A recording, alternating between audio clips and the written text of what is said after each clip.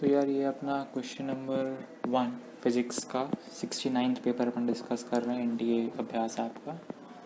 तो इसमें अपन से बोला गया है कि जो के अल्फ़ा है मोलिब्डेनम का, जिसका Z इज इक्वल टू 42 होता है, is 0.71 angstrom in the wavelength of K alpha line of copper Z is equal to 29। तो जब भी अपन को ऐसा कुछ दिखे ना कि अपन को Z दिया है, के अल्फ़ा निकालना है, तो इसमें सिर्फ अपने पास एक ही प्रोसीजर होता है, जो कि मोज़लेस इक्वेशन से अपन उस इक्वेशन को जानते हैं। काफ़ी कम यूज़ होती है, लेकिन हाँ होती है। तो उसका इक्वेशन क्या हो जाएगा, म्यू, ये म्यू है, उसको थोड़ा और डिफरेंट तरीके से बना देता हूँ। Mu is equal to A into Z minus B, ये होता है अपना मोज़लेस इक्वेशन। ठीक है। तो अब जब इसमें अपन निकालेंगे मोलिब्डेनम के लिए, तो और अपन निकालेंगे कॉपर के लिए, तो ये ऐसा कुछ होगा। अपन इन दोनों को डिवाइड कर देते हैं, दोनों इक्वेशंस को, तो अपना ए और ए कट जाएगा। अब अपने पास सिर्फ एक अननोन बचेगा, जो कि है इसको मैं फर्दर सॉल्व करते हैं तो अपन वी मोलिब्डेनम की वैल्यू, अपन को म्यू मोलिब्डेनम को अपन क्या लिख सकते हैं, म्यू इज इक्वल टू 1/लैम्डा होता है। तो म्यू मोलिब्डेनम अपना 1/लैम्डा हो जाएगा। तो इसको अगर मैं लिखूँ, पहले एक बार मैं ऐसे लिख देता हूँ, on mu copper is equal to Z की वैल्यू मोलिब्डेनम के लिए 42 है, माइनस बी, एंड कॉपर के लिए 29 गिवन है। ठीक है। तो इसको अपन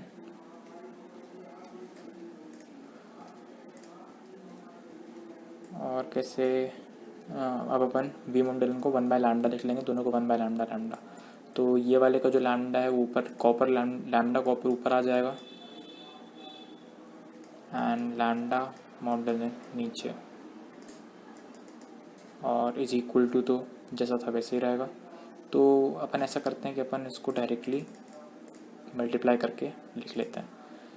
तो लैम्डा कॉपर अपना ऊपर आया और यहाँ से 29 माइनस बी आ जाएगा, is equal to lambda molybdenum into 42 minus B.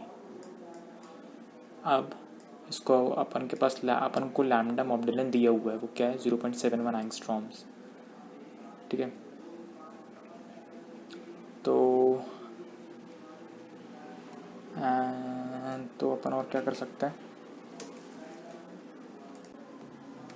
तो यार इसमें क्या होता है ना कि अपन का जो b होता है वो अपन जनरली 1 लेते हैं, मतलब हमेशा b की वैल्यू 1 नहीं होती है। लेकिन जो अपने सिलेबस में जो क्वेश्चंस आते हैं उनमें आज तक जो भी क्वेश्चंस आए उनमें मोस्टली 1 ही लेते हैं। तो अपन इसमें भी 1 लेके सॉल्व करेंगे।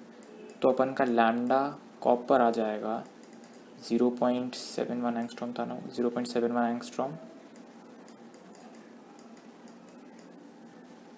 इंटू 41, क्योंकि 42 माइनस 1 हो जाएगा, और यहाँ से 28। तो इसको सॉल्व करेंगे तो अपने पास आंसर आ जाएगा एंगस्ट्रॉम्स में। ठीक है। तो इसको एक बार मैं कैलकुलेट कर लेता हूँ। 41 इंटू 0.71 अपॉन 28, 1.03। तो अपना ऑप्शन नंबर सी करेक्ट होना चाहिए। Option number C is the correct option. तो आई होप आपको समझ आया हो। तो अपन बढ़ते हैं अगले क्वेश्चन की तरफ। तो यार ये है अपना क्वेश्चन नंबर 2। इसमें अपन को बोला गया है कि एक फ्लैट मिरर है जो कि रिवॉल्व हो रहा है, angular velocity n is equal to 0.4 revolution per second. ठीक है। तो 0.4 रिवॉल्यूशन पर सेकेंड। ठीक है। तो with what velocity will a light spot move along a spherical radius of 15 meter with the mirror at the center of the curvature of screen? तो अपन को ये दिया गया है कि 0.4 रिवॉल्यूशन पर सेकंड से घूम रहा है। तो अपन को एक्चुअली ओमेगा निकालना है। अगर तो ओमेगा अपना रेडियन पर सेकंड में होता है, तो अपन रिवॉल्यूशन पर सेकेंड को रेडियन पर सेकेंड में कन्वर्ट करने के लिए अपन क्या करते हैं, 2 पाई से मल्टीप्लाई कर देंगे। तो जब इसमें से आप 2 पाई मल्टीप्लाई करोगे तो ये क्या हो जाएगा, 0.8 पाई रेडियन पर सेकेंड, ये हो जाएगा ओमेगा। ओमेगा किसका, अपनी लाइट रे का, लेकिन इसमें अपन को पूछा गया है कि रिफ्लेक्टेड लाइट राइट रे का, ठीक है, क्योंकि वो रिफ्लेक्ट होके जा रही है वहाँ पे। तो रिफ्लेक्ट होके जाएगी तो क्या हो जाएगा, रिफ्लेक्ट होगी अगर तो अपना जो ओमेगा होता है ना वो ट्वाइस हो जाता है रिफ्लेक्टिंग का। तो W रिफ्लेक्शन का 1.6 पाई रेडियन पर सेकेंड,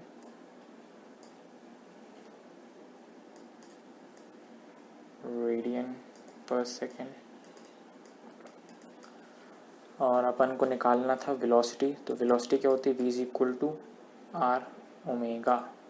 आर अपन को गिवन है 15 मीटर्स, ओमेगा भी अपन ने कैलकुलेट किया है 1.6 पाई। तो अगर अपन ऐसा कैलकुलेशन करेंगे तो अपन को जो आंसर मिलेगा वो होगा 75.4 आ जाएगा answer. Option number D correct हो जाएगा आपको।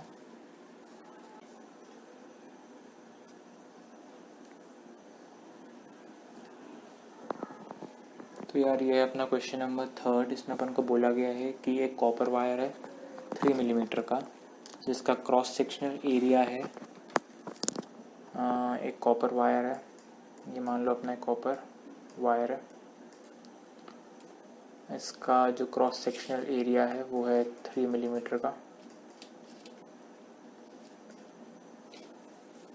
और ये जो करंट कैरी कर रहा है वो है 5 एम्पियर का। A magnitude of drift velocity for electrons in the wire is, तो अपन को ड्रिफ्ट वेलोसिटी निकालनी है। अपन को assume each copper atom contributes 1 free electron, density of copper भी given है। तो अपन को पता है कि अपने पास एक फॉर्मूला होता है I is equal to NeAVD। तो अपन के पास I है, A है, VD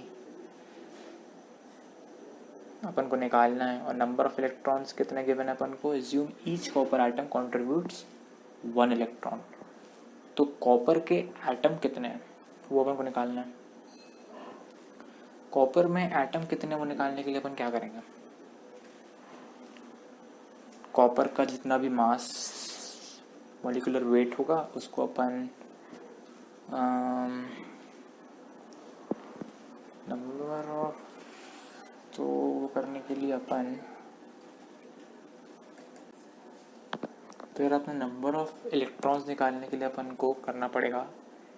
तो जो नंबर ऑफ इलेक्ट्रॉन्स होंगे वो होगा अपनी जो डेंसिटी गिवन है जो कि है 8920 into 6.023 into 10 to the power 23 Avogadro number अपना ये, डिवाइडेड बाय अपना मॉलिक्यूलर मास आ जाएगा, सॉरी नंबर ऑफ मोल्स हैं, तो नंबर ऑफ मोल्स अपने 63.5 हैं। तो यहाँ से अगर अपन अपना कैलकुलेशन करेंगे तो अपन को वैल्यू मिलती है 8.46 इंटू 10 to the power 25, ठीक है।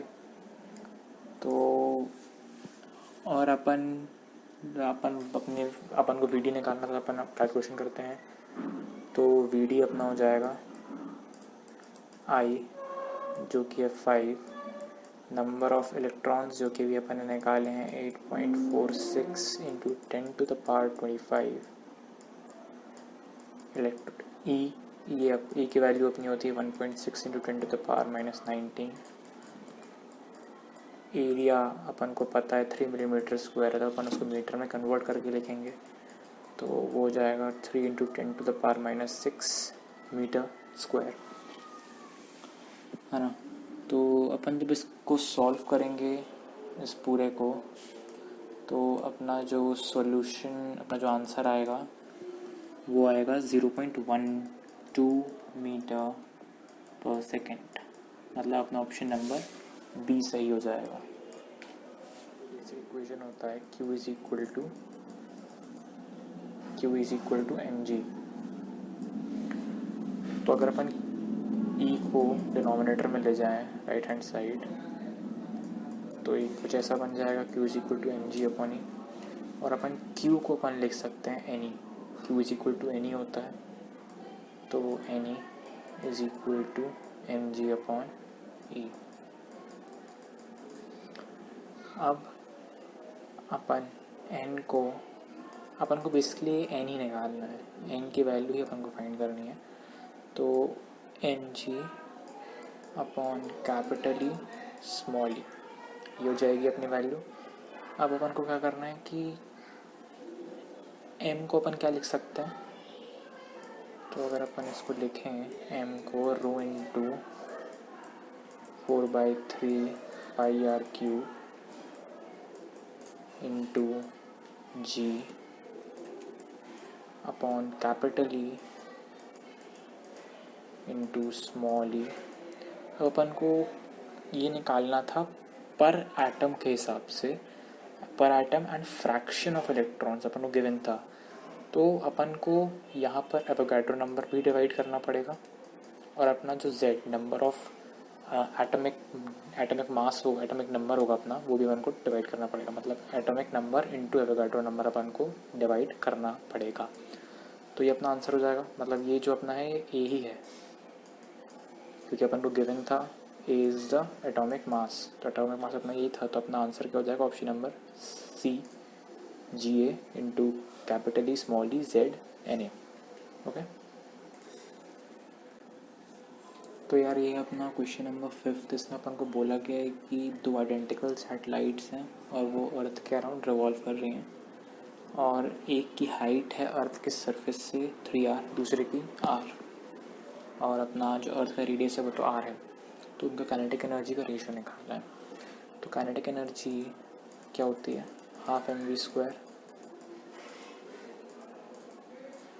बट अपना ग्रेविटेशन में अपन v को कैसे लिखते हैं, √Gm/r, ये होगा। और जो r होता है वो अपना सेंटर से लिया जाता है, मतलब अर्थ के सेंटर से अपन लेंगे, तो अर्थ के सेंटर से फर्स्ट सैटेलाइट की हाइट कितनी हो जाएगी, 3r + r, क्योंकि अर्थ के सेंटर से पहले तो अपन r डिस्टेंस आएंगे, उसके बाद 3r आएंगे, तो काइनेटिक एनर्जी फर्स्ट के लिए अपॉन काइनेटिक एनर्जी सेकंड के लिए हो जाएगी Gm/r1 into r2 upon Gm2। अब m1 m2 तो सेम है, क्योंकि अपन को सैटेलाइट का मास आइडेंटिकल दिया हुआ है, तो Gm1 Gm2 कट जाएगा, अपन के पास बचता है r2/r1। तो फर्स्ट सैटेलाइट का जो डिस्टेंस था वो था 4r, एंड सेकंड सैटेलाइट का 2r, क्योंकि r + r, तो अपना जो रेशियो आ गया है वो है 1:2। That is option number B is the correct option. तो ये अपना क्वेश्चन नंबर 6, जिसमें अपन को बोला गया है कि एक आइडियल गैस है जिसको कंप्रेस किया जा रहा है, उसकी इनिशियल वॉल्यूम से हाफ पे लेके आ रहे हैं उसको, तो अपन को देखना है कि सबसे ज़्यादा वर्क कौन सा गैस करती है। तो अगर अपन इसका पी वी ग्राफ अपन को बहुत ईजी होता है, अपन सबको याद रखना ही होता है वो, तो अगर अपन देख लें कि मान लो ये v है और ये v/2 है,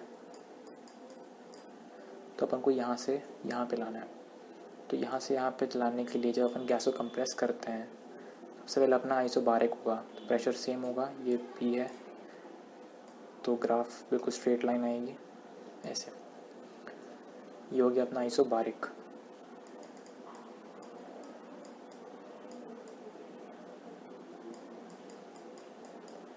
उसके बाद अपना दूसरा प्रोसेस है आइसोकोरिक, उसमें अपनी वॉल्यूम कांस्टेंट होती है। अगर वॉल्यूम कांस्टेंट हो गई तो अपना वर्क डन ज़ीरो हो जाता है, तो इसको प्लॉट करने का मतलब है ही नहीं, क्योंकि वर्क हमेशा ज़ीरो ही होगा।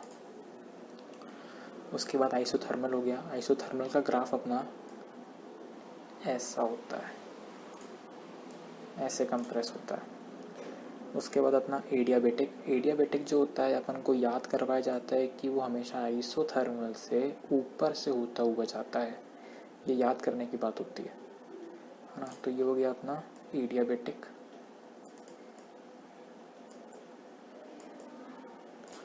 और ये था अपना आइसोथर्मल।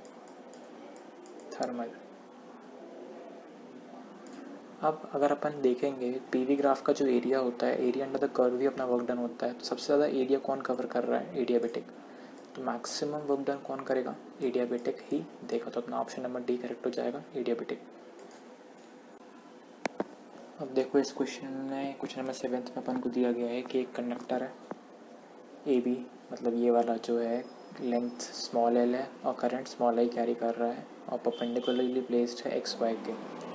और एक अपना वायर है सीधा अपवर्ड्स डायरेक्शन में गया है। ओके, तो अपवर्ड्स नहीं, मतलब ये भी हॉरिजॉन्टली है लेकिन परपेंडिकुलर है उसके। तो अगर अपन देखें तो अपन को फोर्स निकालनी है ए बी के ऊपर, जो कि अपने एक्स वाई से लगेगी।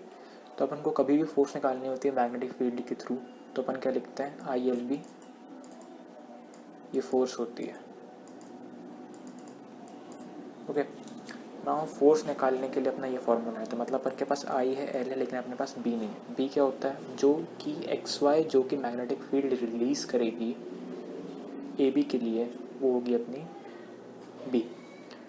तो बी थ्रू एक्स वाई होगा अपना म्यू नॉट आई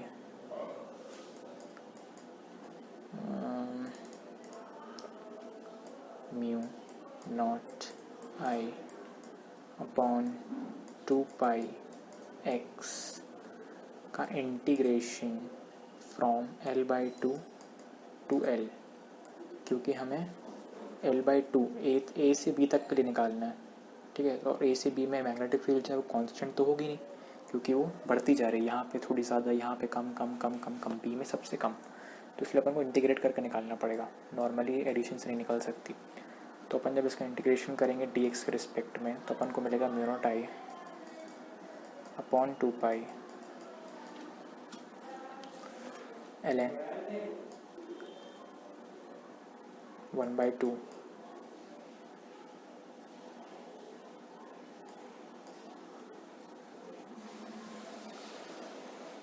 तो इसको अपन लिख सकते हैं mu naught I upon 2 pi minus आगे कर देते हैं एल एन 2। अब अपन F is equal to I L B में डाल देते हैं। तो अपन को फोर्स निकालनी है ए बी पे। तो ए बी पे करंट कितना है? Small I. एंड ये वाला करंट जो था कैपिटल आई था, सॉरी कैपिटल आई था, क्योंकि एक्स वाई पे करंट अपन देखेंगे, एक्स वाई पे करंट अपना कैपिटल आई था, तो ये भी कैपिटल आई होगा और ये भी अपना कैपिटल आई होगा। और F is equal to small I into length of the wire in which the current is to be calculated, force is to be calculated. तो लेंथ क्या हो जाएगी? Small L. And magnetic field जो कि अपन ने अभी निकाली है minus mu naught I upon 2 pi L N 2। अब फोर्स नेगेटिव तो होगी नहीं, तो अपना ये जो माइनस है ये ऑब्वियसली अपन इसका मैग्नीट्यूड ही लेंगे बस। तो अपना जो आंसर आएगा ना, ये फिर से कैपिटल आई था, गलती से लिख दिया मैंने। तो अपना जो आंसर आएगा वो ऑप्शन नंबर ए। ठीक है, तो ये अपना क्वेश्चन नंबर 8। इसमें अपन को बोला गया कि एक बॉल प्रोजेक्ट की अपन ने ग्राउंड से थीटा एंगल पर विथ हॉरिजॉन्टल। ठीक है, आफ्टर 1 सेकेंड उसका जो एंगल है वो 45 हो गया और 2 सेकेंड बाद उसका एंगल हॉरिजॉन्टल हो गया, मतलब 0 डिग्री हो गया। What is the velocity of the position of ball? तो जब भी अपन को हवा में एंगल दे दिया हो ना, तो अपने पास उसका सीधा सीधा फॉर्मूला होता है tan alpha is equal to you sine theta minus G T upon you cos theta. तो अपन को फर्स्ट दिया हुआ है कि 45 हो गया, तो मतलब ये वाला जो अपना एंगल है अल्फ़ा 45 हो गया, तो tan 45 is equal to you sine theta. Theta अपना इनिशियल एंगल होता है इसमें, ठीक है, और टाइम अपना 1 सेकेंड पे है,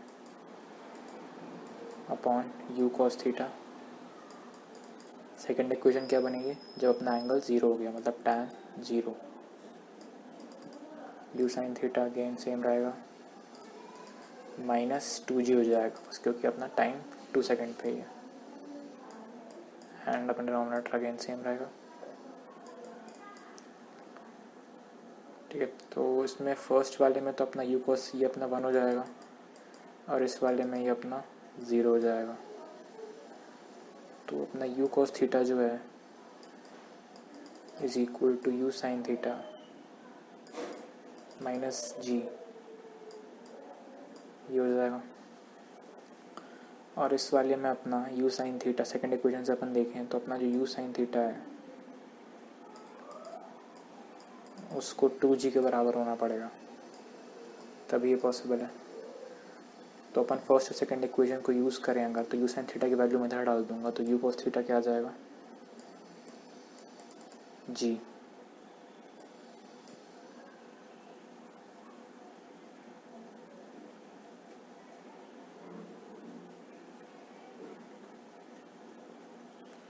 ठीक है, तो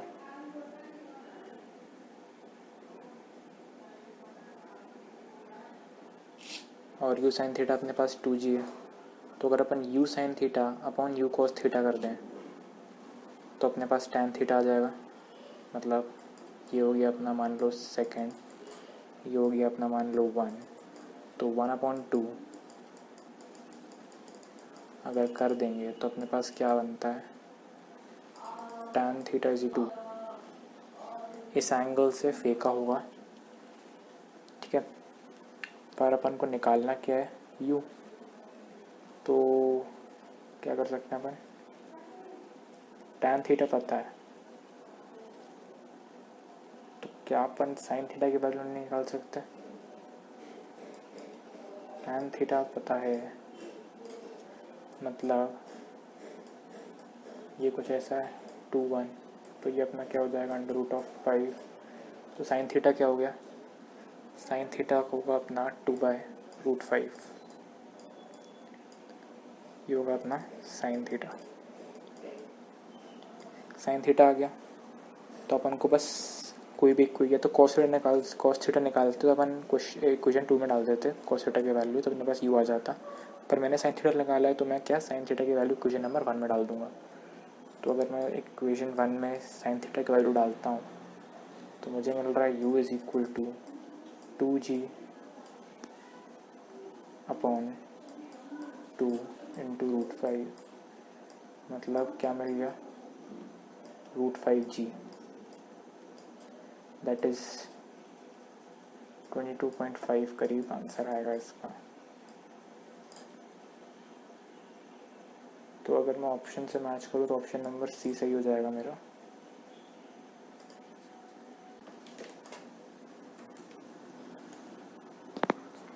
तो यार इस क्वेश्चन में अपन को गिवन है कि 2000 kg का रॉकेट है फ्री स्पेस में, और वो जो रॉकेट है ना वो 0.5 kg की गैस रिलीज़ कर रहा है अपनी वेलोसिटी बढ़ाने के लिए। रॉकेट करता है ऐसा कि अपना मास कम करेगा तो उसकी वेलोसिटी बढ़ेगी, तो वो क्या कर रहा है कि 0.5 kg पर सेकंड की स्पीड से अपना वेट कम करता जा रहा है, और ये उसने किया 5 सेकंड के लिए, और जिस टाइम में कर रहा था तब उसकी वेलोसिटी थी 400 मीटर पर सेकंड। मतलब अपन को कुछ नहीं समझ, अपन को लीनियर मोमेंटम को कंजर्व कराना है। लीनियर मोमेंटम को कंजर्व कराने के लिए अपन क्या करते हैं, m1v1 is equal to m2v2। तो इनिशियली जब उसने अपना मास रिलीज करना चालू नहीं किया था तब उसका मास था 2000 kg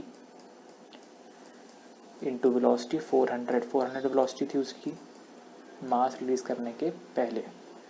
अब जब उसने मास रिलीज करना शुरू कर दिया है तो उसका मास रिलीज कितना हो जाएगा, तो मास रिलीज कितना हो वो देखने के लिए अपन पर सेकंड से 0.5 पर सेकंड कर रहा है, तो 5 सेकंड में कितना करेगा 2.5, तो उसका टोटल वेट हो जाएगा 2000 माइनस 2.5, तो ये हो जाएगा 1997.5 है ना। और अपन को वेलोसिटी निकालनी है तो वो जाएगा v। तो v अपना क्या आ जाएगा यहाँ से, कैलकुलेटिव है क्वेश्चन थोड़ा, लेकिन कंसेप्ट कुछ भी नहीं था। तो 400.5 मीटर पर सेकेंड की स्पीड आ जाएगी। तो अपना इंक्रीज कितना हो गया, 0.5 मीटर पर सेकेंड। तो यार ये है अपना क्वेश्चन नंबर 10। इसमें अपन को दिया गया है mass of proton, mass of neutron, और अपन को इसमें कुछ नहीं करना, अपन को मास का इक्वेशन कौन सा सही है वो बताना है।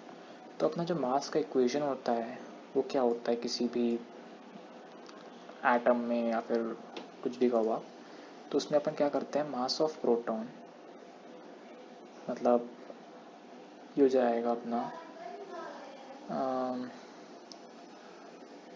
Number of neutrons into mass of neutron per neutron plus number of protons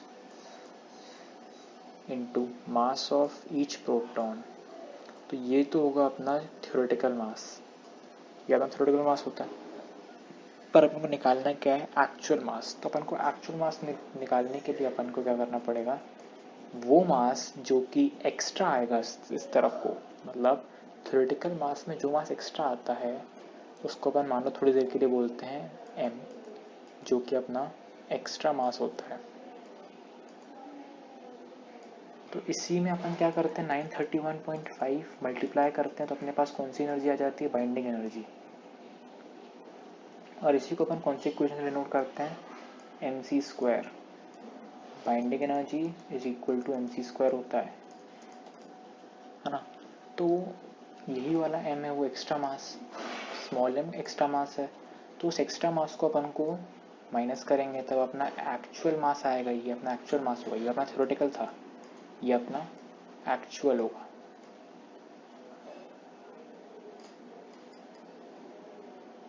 ये अपना थ्योरेटिकल था।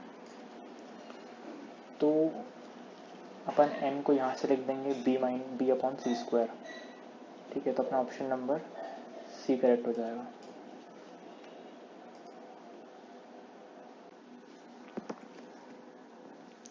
तो यार ये अपना क्वेश्चन नंबर 11। इसमें अपन को बोला गया है कि मतलब ये अपन का टोटल सिस्टम है, इसमें अपन को निकालना है टाइम पीरियड क्या है। ठीक है, तो इसमें अपन की जो तीन स्प्रिंग दिए हैं अपन इसकी इक्विवेलेंट स्प्रिंग कांस्टेंट निकाल देते हैं, फिर अपन फर्दर सॉल्व करेंगे। तो जब भी पैरेलल में कोई भी दो स्प्रिंग लगी होती है ना, तो अपन उनको डायरेक्टली ऐड कर देते हैं। ये एडिशन होता है उनका डायरेक्टली, तो k+k 2k हो जाएगा इन दोनों का मिला के पैरेलल में, क्योंकि ये 2k हो जाएगा। अब जो 2k है वो सीरीज़ में है इसके साथ, k के साथ। तो सीरीज़ में क्या होता है, अपना पैरेलल में एडिशन होता है। तो मतलब k इक्विवेलेंट क्या हो जाएगा, 1/k प्लस 1/2k। तो k इक्विवेलेंट यहाँ से क्या आ जाएगा, 2/3k। और अपना टाइम पीरियड क्या होता है, 2π/ω, और ओमेगा को अपन m/k लिख सकते हैं, सॉरी k/m लिख सकते हैं। तो अपना टाइम पीरियड कुछ ऐसा हो जाएगा। तो अपन जब यहाँ पे k इक्विवेलेंट की वैल्यू डालेंगे तो अपना आ जाएगा 2π/3m/2k। तो अपना ऑप्शन नंबर सी करेक्ट हो जाएगा, sorry option number B correct होगा अपना, 3m/2k।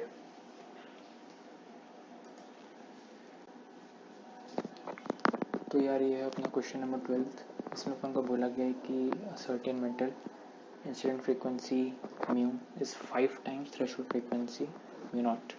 The maximum velocity of photoelectrons is 8 into 10 to the power 6 meter per second.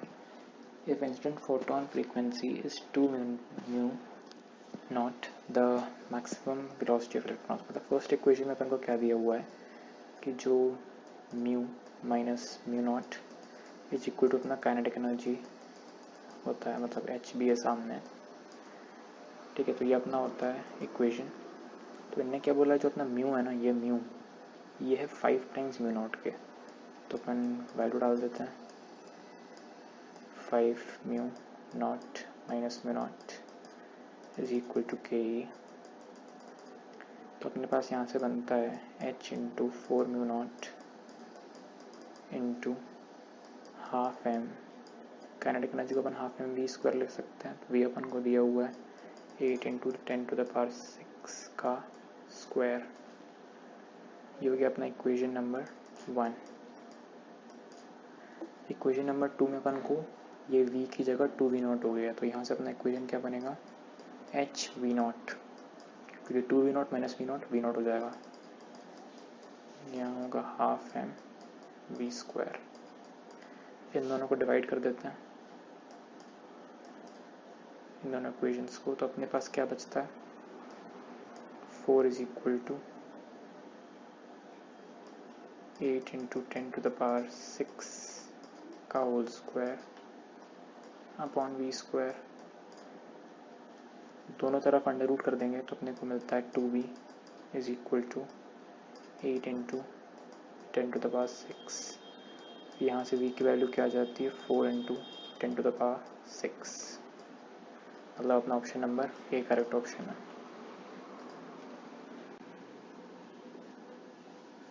तो यार ये अपना question number 13।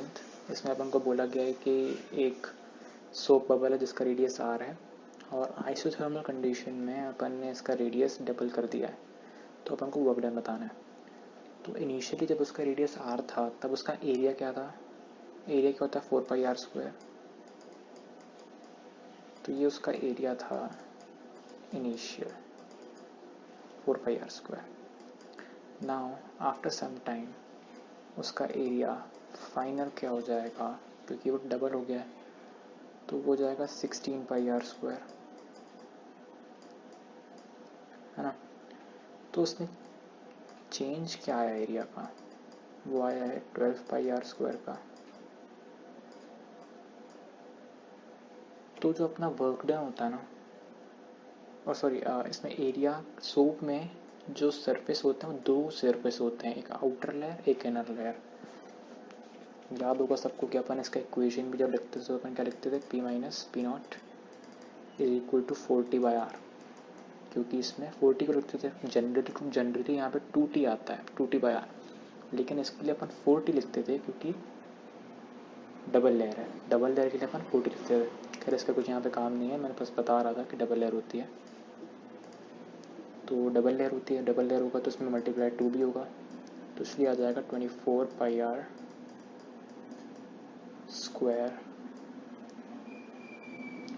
Into T. Work done के लिए delta A into T upon use करते हैं, तो अपना वर्क डन आ जाएगा। सरफेस टेंशन इंटू एरिया अपना वर्क डन होता है। Change in area into surface tension अपना वर्क डन होता है। तो अपना ऑप्शन नंबर यार ये है अपना क्वेश्चन नंबर 14। ठीक है, फिर इसमें अपन को बोला गया है कि एक डिस्क है of radius r। Colour change कर लेता हूँ मैं। एक डिस्क है रेडियस r की,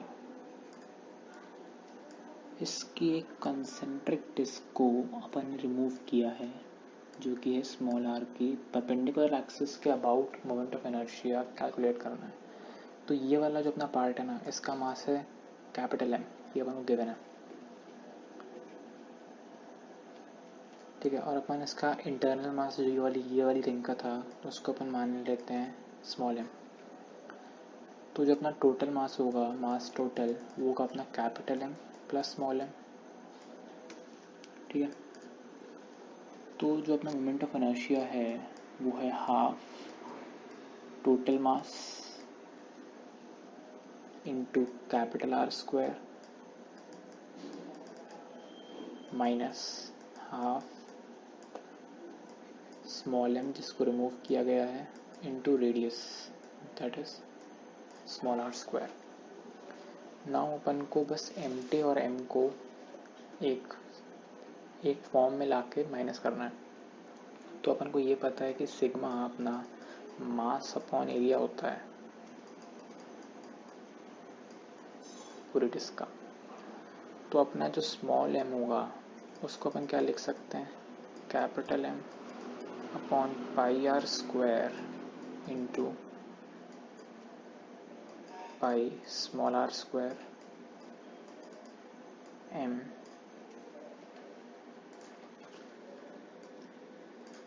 small R square upon capital R square. अपना कैपिटल M क्या होगा,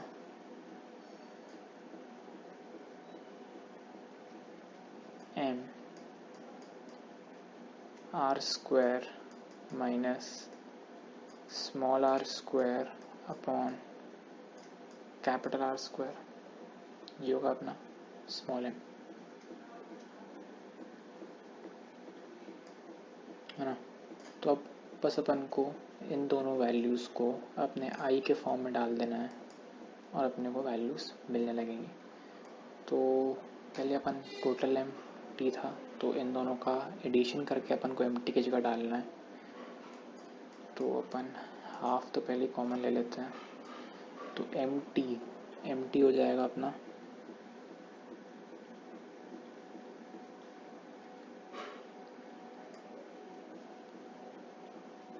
एम आर स्क्वायर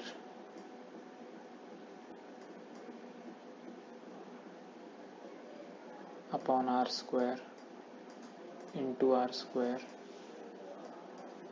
तो उसको एक ही बार लिखो बस, क्या मतलब,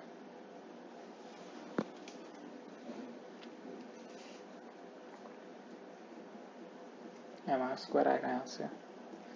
उसके बाद अपन का माइनस होगा small M, that is capital M. ये टी है, ओके, ये टी था, ये भी टी था, ये टी है, ये भी एम टी है। तो M T small R square into capital R square, ये हो जाएगी, ठीक। तो ये हो गया अपना m, और आर स्क्वायर से मल्टीप्लाई होगा तो r की पावर 4 हो जाएगा। अब अपन यहाँ से आर स्क्वायर का एलसीएम ले लेते हैं, तो अपने को बाहर कुछ ऐसा मिल जाएगा,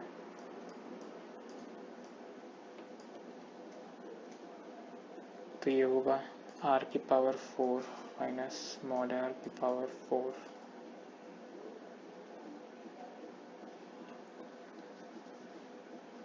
ठीक है। तो जब अपन हाफ एम टी आर की पावर 4 माइनस, सॉरी, इसको अपन A square minus B square से लिख सकते हैं।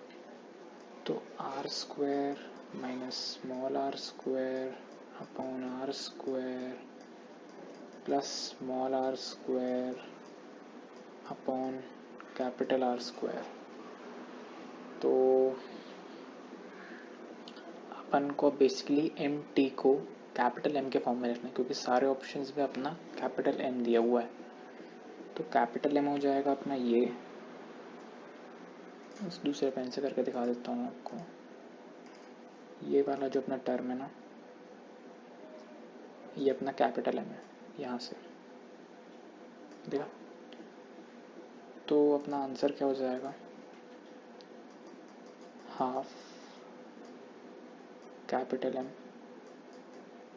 Capital R square plus small R square. तो अपना ऑप्शन नंबर ए जो है वो सही ऑप्शन है।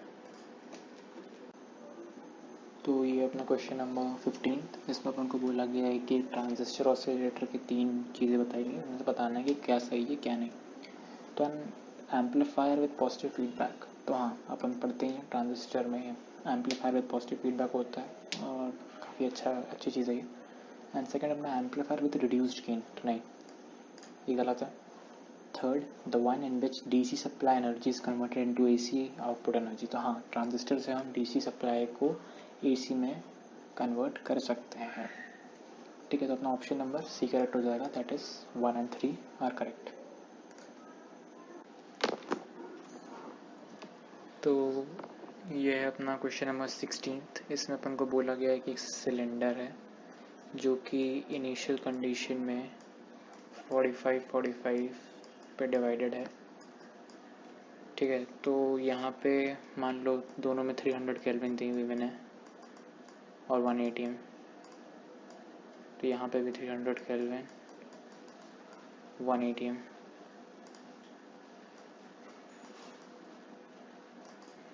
है ना, तो कुछ देर बाद क्या हुआ है कि एक गैस को अपन ने हीट दिया तो उसका प्रेशर टेम्परेचर जो भी चेंज हुआ होगा तो वो शिफ्ट हो गया है।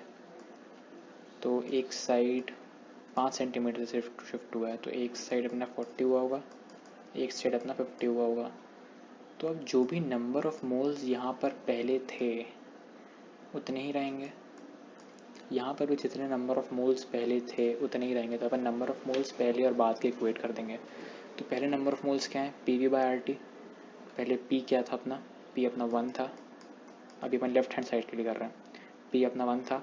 V क्या था, वॉल्यूम अपनी थी A into 45 upon RT। Temperature तो 300 अपन को गिवन है, इज इक्वल टू P, यहाँ पर अपन P1 मान रहे हैं, यहाँ पर अपन P2 मान रहे हैं, यहाँ पर अपन टेम्परेचर T1 मानेंगे। और सॉरी, यहाँ पर तो सेम का सेम रहेगा, है ना, क्योंकि इस साइड अपन ने हीट नहीं दिया, तो इस साइड 1 ATM एंड 300 केल्विन ही रहेगा।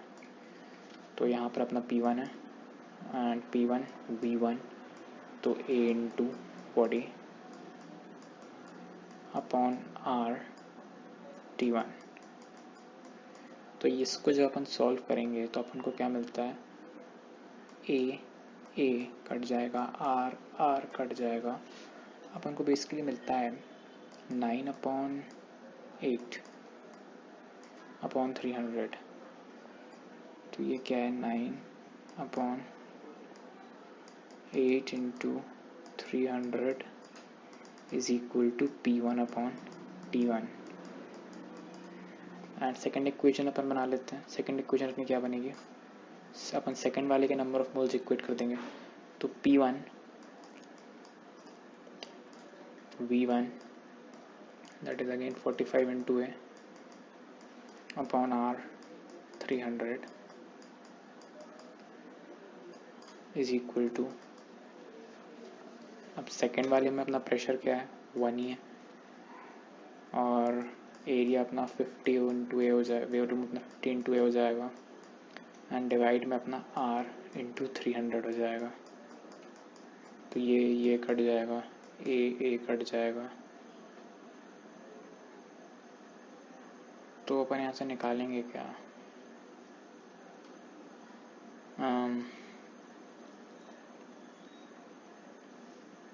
सॉरी, यहाँ पे टेम्परेचर सेम रहेगा लेकिन प्रेशर तो चेंज हो जाएगा ना।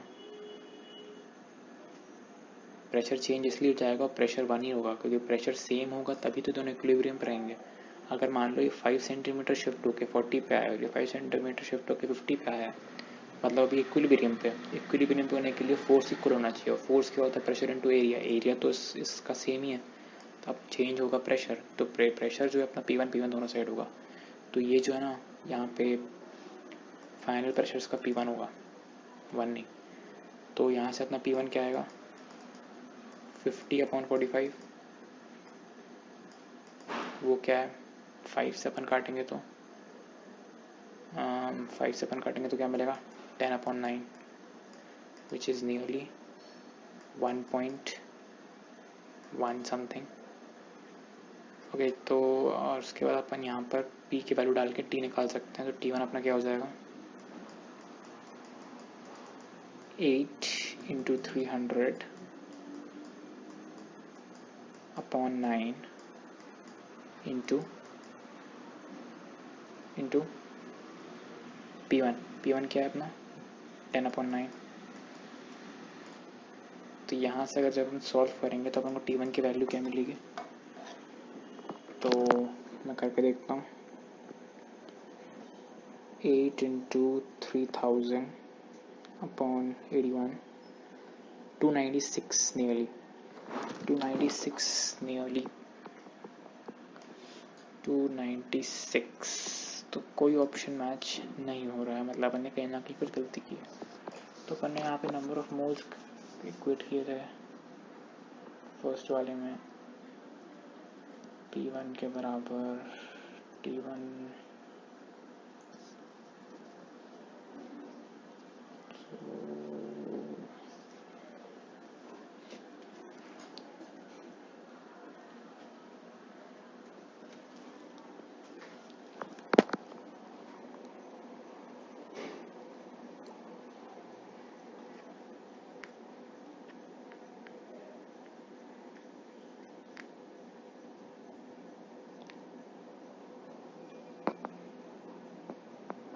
अपन ने सबसे पहले उसको अपन ने इक्वेट किया था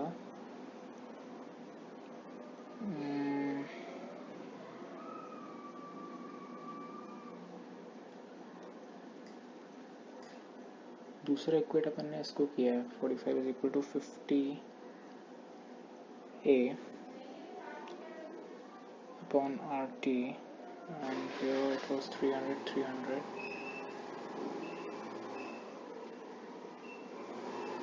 एक्चुअली यहाँ पर अपन का 300 नहीं आना था, यहाँ पर अपना टेम्परेचर T आएगा, क्योंकि हमें टेम्परेचर नहीं पता है इस वाले में भी, बट हमें फर्स्ट वाले केस में टेम्परेचर पता है, जो कि है अपना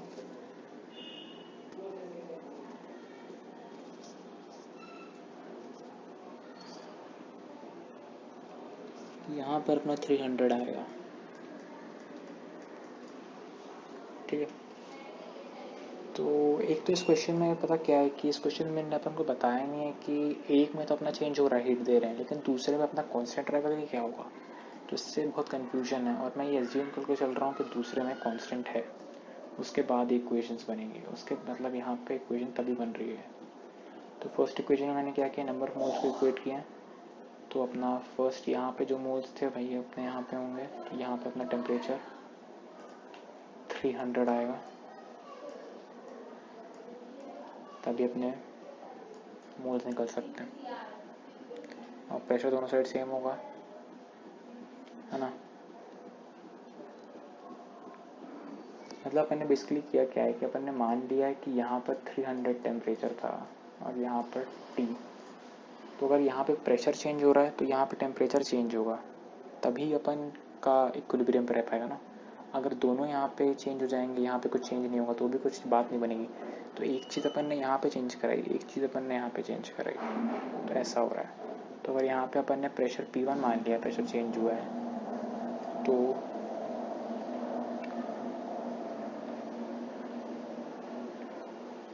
ठीक है, तो इसको सॉल्व अपन करेंगे, तो अपना ऑप्शन नंबर कैलकुलेट करके देखता हूँ मैं। इस क्वेश्चन में अपन को दिया गया है कि डायमेंशनल फॉर्मूला निकालना अपन को एरियल वेलोसिटी का। तो एरियल वेलोसिटी होती क्या है ये समझ लेते हैं कि कोई भी ग्राफ होता है, उसमें अपन मूव करते हैं, जितना एरिया अपन स्वेप्ट होता है, मतलब अपने जितना एरिया अपन कवर करते जाते हैं, उसको पर सेकंड आपने कितना एरिया कवर किया, दैट इज एरियल वेलोसिटी।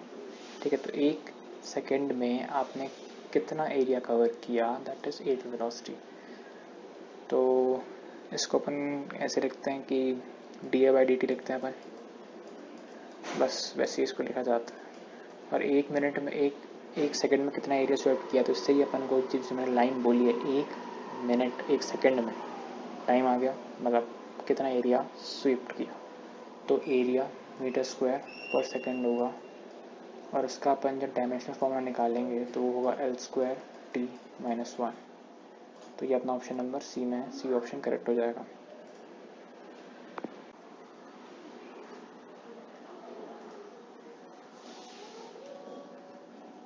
तो यार ये है अपना क्वेश्चन नंबर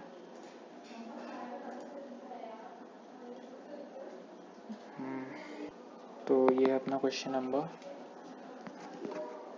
18। इस अपन को बोला गया है कि दो पोलराइड्स हैं, अपन ने एक पोलराइड ए पे जब अपनी इंसिडेंट रे आती है, तो जैसी वो आती है अपने दोनों पोलराइड हैं वो पैरेलली एक ही डायरेक्शन में घूमने लग जाते हैं 180 डिग्री तक के लिए। तो जैसी लाइट आएगी तो उसमें पूछ रहा है कि अब वो इंक्रीज़ होगी, डिक्रीज़ होगी कि सेम रहेगी। तो इतना तो समझ आता है कि अपन का जो पोलराइड का जो भी कुछ होता है वो सब डिपेंड करता है उन दोनों के बीच के एंगल से, मतलब ए और 90 के बीच। जिसमें अपन को बोला क्या है कि एक instant the instant displacement of SHM oscillator is given by this equation. इसकी स्पीड कब मैक्सिमम होगी, तो स्पीड निकालने के लिए अपन क्या करते हैं, y इज इक्वल टू ये, तो अपन उसको डिफ्रेंशिएट कर देंगे। तो डिफ्रेंशिएट करके अपन को क्या मिलेगा, dv/dt is equal to minus A sign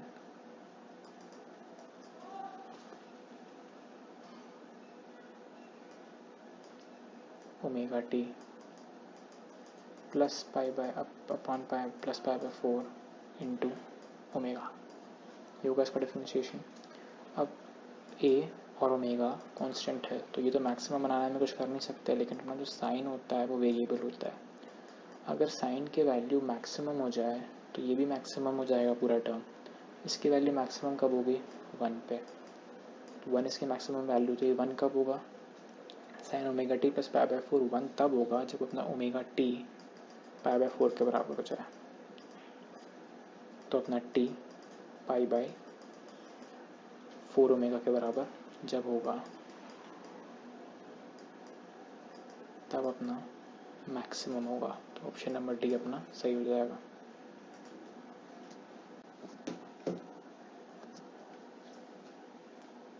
तो यार ये अपना क्वेश्चन नंबर 20, इसमें अपन को बोला गया है कि 3 तरीके से अपन को ए से बी पे अप्रोच करना है। तो वर्क डन बताना है कि क्या क्या होंगे। तो फर्स्ट जो अपना मेथड है ऐसे ऊपर रख ऐसे गया है, 2 में डायरेक्टली गया है, थर्ड में ऐसा कर्व बना के गया है। तो यार ग्रेविटेशनल फील्ड की जब बात होती है ना, ग्रेविटेशनल फील्ड की बात जब भी होती है तो अपना वर्क डन पाथ डिपेंडेंट नहीं होता है, वो स्टेट फंक्शन होता है। स्टेट फंक्शन बोलते हैं ना, हाँ मतलब इतना पाथ डिपेंडेंट नहीं होता, इतना समझ लो, पाथ डिपेंडेंट नहीं होता। तो कुछ भी करो वर्क डन अपना सेम आएगा, W1 is equal to W2 is equal to W3, मतलब ऑप्शन बी अपना सही होगा।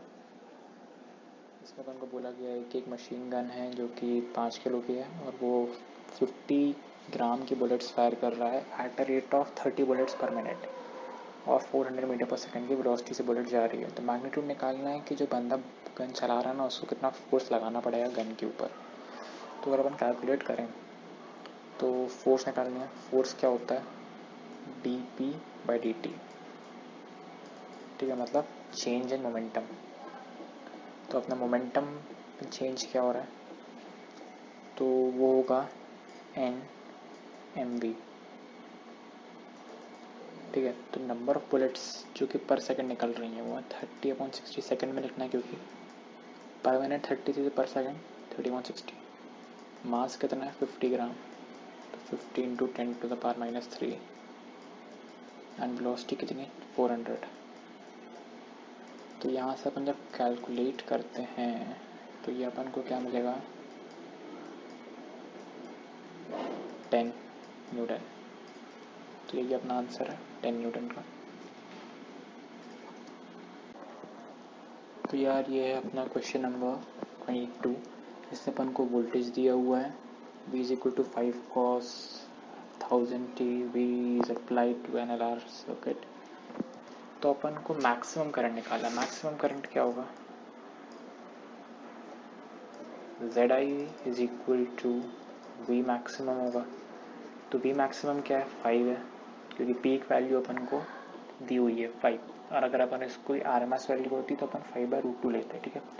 तो V मैक्स तो अपनी 5 है। अपन को Z निकालना है। Z कैसे निकालते हैं,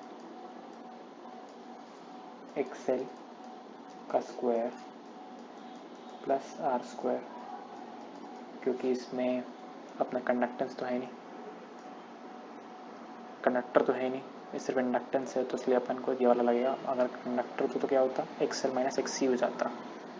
तो XL अपना क्या है, ओमेगा L होता है, तो ओमेगा अपना 1000 है इंटू 3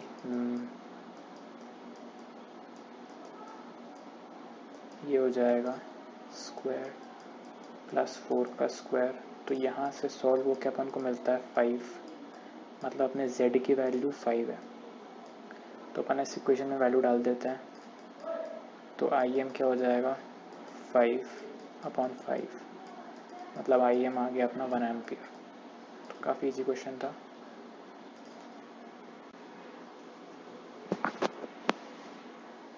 तो ये है अपना क्वेश्चन नंबर 23। इसमें अपन को बोला गया particle moves according to the law x is equal to r cos pi t, distance covered by it in the time interval t is equal to 0, t is equal to 3। तब कुछ लोग ऐसा करेंगे कि हाँ, तो इसमें अपन को x की वैल्यू थी, अपन को डिस्टेंस निकालना है। तो अपन कुछ लोग कैसे पूछेंगे कि अपन x को पहले 0 डाल के देख लेते हैं, फिर x को 3, सॉरी t को 0 डाल के देख लेते हैं, फिर अपन t को 3 डाल के देख लेंगे, फिर जो भी x आएगा उसको माइनस कर देंगे।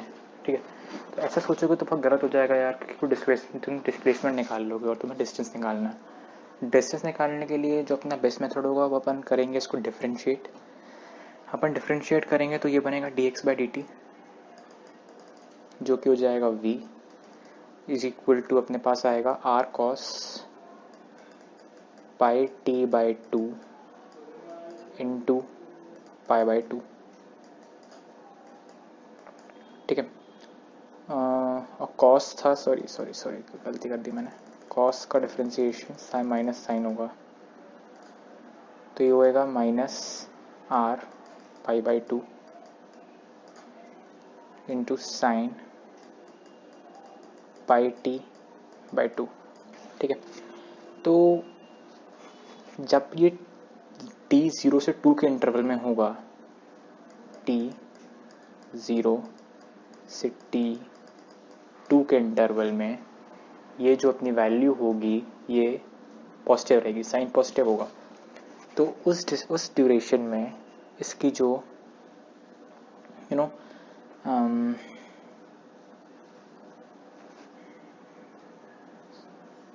एक्चुअली हमें इसको डिफ्रेंशिएट नहीं करना चाहिए, मैं वेलोसिटी निकालने लगा गलती से।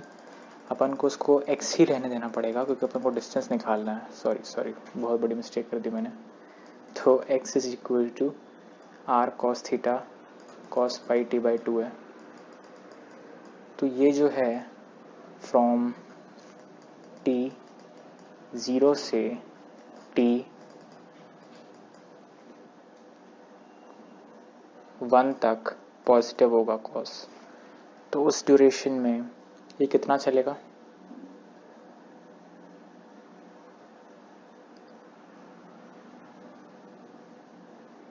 तो r cos pi/2 minus r cos 0, तो ये हो जाएगा -1।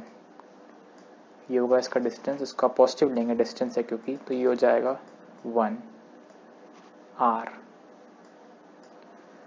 ठीक है, ऐसे ही इसका होगा अपना t इज इक्वल टू 1 से t इज इक्वल टू 2 तक, तो ये होगा नेगेटिव। तो अपनी जो भी वैल्यू आएगी वो नेगेटिव में आएगी। तो ये हो जाएगा क्या, r cos पाई। r cos पाई क्या होता है? -1 होता है, -1 minus of r cos pi/2। pi/2 क्या होता है? 0 होता है। तो ये अपना बनेगा -1 अगेन। तो इसका फिर से अपन मॉड लेंगे तो ये अपन को मिलेगा r। फिर अपना t इज इक्वल टू 2 से t इज इक्वल टू 3 क्या होगा? 3 pi/2 r cos 3 pi/2 क्या होता है? 0 होता है, माइनस पाई क्या होता है? -1 होता है। तो ये हो जाएगा r। टोटल अपना n 3r आ रहा है क्योंकि r 3r टोटल अपना आंसर आएगा। तो अपने n की वैल्यू क्या हो जाएगी? 3। तो ये अपना क्वेश्चन नंबर 24। इसमें अपन को बोला गया है कि एक यूनिफॉर्म रॉड है, कॉपर रॉड है 50 सेंटीमीटर की। ठीक है, और इसके एक एंड पर आइस है, एक एंड पर स्टीम है। अब यहाँ पर 1 मिलीमीटर की, दोनों तरफ 1-1 मिलीमीटर की वाटर की प्लेट है, मतलब वाटर लगा हुआ 1 मिलीमीटर का।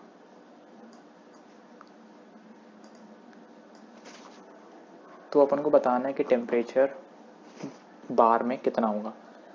तो आइस है तो यहाँ पे कितना होगा 0 डिग्री सेल्सियस, यहाँ पे कितना होगा 100 डिग्री सेल्सियस। अब अपन के पास फॉर्मूला होता है Q इज इक्वल टू के ए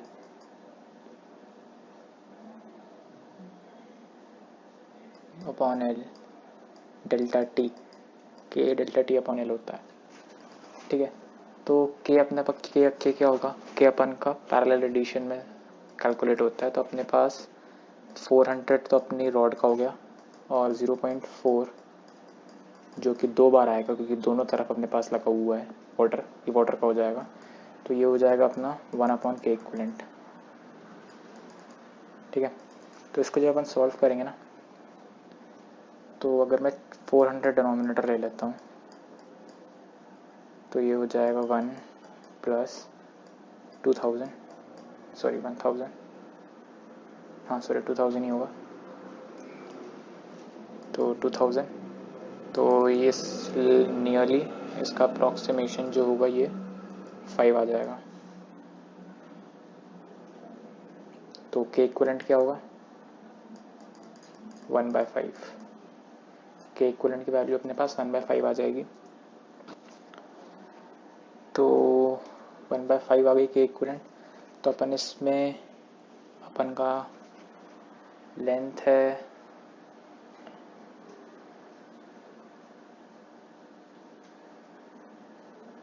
ठीक है, तो अपन इसमें डालते हैं। तो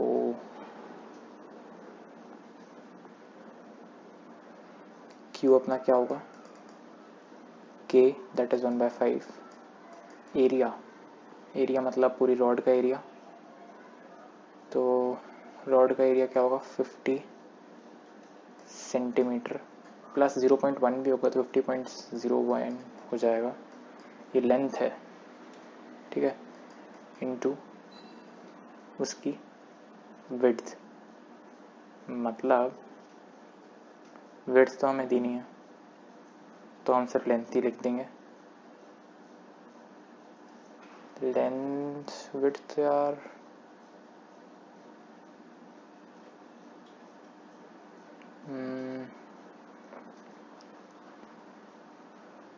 तो जब एरिया ना दिया हो तो अपन रॉड का अपन 1 मान लेते हैं।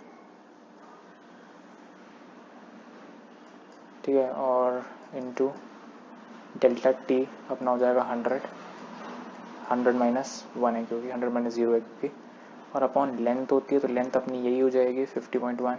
तो ये दोनों कटेंगे तो अपनी जो Q आ जाएगी वो होगी 20। तो अपना सही आंसर होना चाहिए 20। तो यार इस क्वेश्चन में अपन को एक्चुअली अपन ने निकाला तो अपन ने 20 था जो कि अपनी सेल्सियस में था आंसर, लेकिन अपन से पूछा था टेम्परेचर ग्रेडियंट और अब इसका अपन को यूनिट भी दिया था सेल्सियस पर मीटर। तो इसमें एक्चुअली अपन को इसकी जो मीटर में जो लेंथ है ना कॉपर वायर की वो उनको डिवाइड करनी पड़ेगी, और कॉपर वायर की मीटर में लेंथ क्या है 0.5। तो आंसर अपना एक्चुअली 40 होगा क्योंकि मैंने तो टेम्परेचर निकाल दिया लेकिन मैं देखना भूल गया था कि यहाँ पे ग्रेडियंट भी लिखा है। ग्रेडियंट जब भी होगा, और हमें सबसे बड़ी बात तो हिंट दिया था कि पर मीटर है तो हमें ऑब्वियसली डिवाइड करना पड़ेगा उसकी लेंथ जो कि 0.5 मीटर थी। तो हमारे पास आंसर आ जाएगा 40 पर degree Celsius. Object is 60 centimetre concave mirror में, ठीक है, और 3 टाइम्स मैग्नीफाइड है। तो अपन को बताना है कि फोकल लेंथ क्या होगी। तो ये अगर अपना कॉनकेव मिरर है तो इसमें देखिए एक बात तो अपने पास कंफर्म होती है कि अगर वर्चुअल इमेज बन रही है तो अपना फोकस अगर इधर है तो अपना ऑब्जेक्ट इसके अंदर ही होगा और वर्चुअल इमेज यहाँ कहीं होगी। ठीक है, खैर इसका मतलब है नहीं। तो इसमें अपने पास जो फर्स्ट केस दिया है वो है v plus U is equal to 60, क्योंकि दोनों के डिस्टेंस अगर 60 है तो अपना v और u का मिला के 60 होगा। दूसरा 3 टाइम्स मैग्नीफाइड है तो मैग्नीफिकेशन का फॉर्मूला होता है -v/u इज इक्वल टू 3। अब अपन इसको सॉल्व कर लेते हैं। तो यहाँ से अपन v की वैल्यू -v की वैल्यू 3 आएगी, तो v की वैल्यू अपन u माइनस 3u डाल देंगे इज इक्वल टू 60। तो यहाँ से अपने u की वैल्यू आ जाएगी -30 तो u आ गया अपना -30 और अपना v क्या आ जाएगा, v आ जाएगा अपना 90। ठीक, तो अब अपन को निकालना क्या है, focal length. Focal length mirror formula लगा देंगे, 1/f is equal to 1/v plus 1/u। तो इसमें अपन डालेंगे 1/90, सॉरी माइनस हो जाएगा यहाँ पे, -3/90 हो जाएगा। तो f की वैल्यू क्या आ जाएगी, 45। तो यही अपना आंसर होगा, 45 सेंटीमीटर।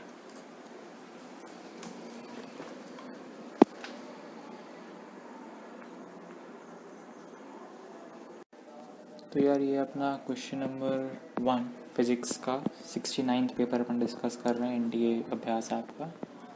तो इसमें अपन से बोला गया है कि जो के अल्फ़ा है मोलिब्डेनम का, जिसका Z=42 होता है, is 0.71 angstrom in the wavelength of K alpha line of copper Z=29।